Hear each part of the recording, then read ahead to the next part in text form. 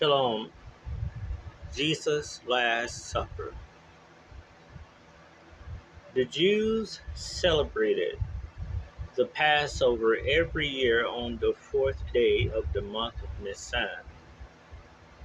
This was to remind them of how Jehovah had set them free from slavery in Egypt and brought them to the Promised Land. In the year 33 CE, Jesus and his apostles celebrated the Passover in an upper room in Jerusalem. At the end of the meal, Jesus said, "One of you is going to betray me." The apostles were shocked and they asked Jesus, "Who is it?" Jesus said, "It is the man to whom I give this bread." Then he gave a piece of bread to Judas Iscariot. Immediately, Judas got up and left the room.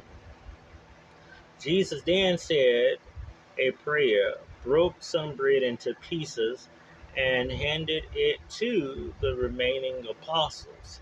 He said, "Eat this bread. It represents my body, which I will give for you." Then he prayed over some wine and gave it to his apostles. He said, "Drink this wine. It represents my blood, which I give so that sin can be forgiven. I promise that you will be kings with me in heaven. Do this every year to remember me." Jesus' followers still met together that evening every year. That meeting is now called the Lord's evening meal.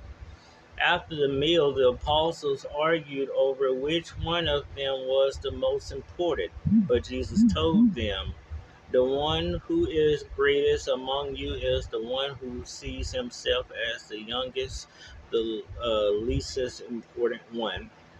You are my friends. I tell you everything my Father wants me to tell you. Soon I am going to my Father in heaven.